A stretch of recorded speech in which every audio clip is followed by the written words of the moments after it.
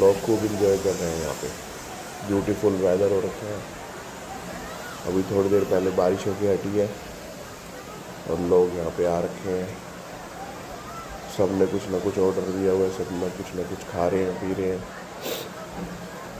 देखिए खूब इंजॉय हो रहा है यहाँ पे। देखिए ब्यूटीफुल।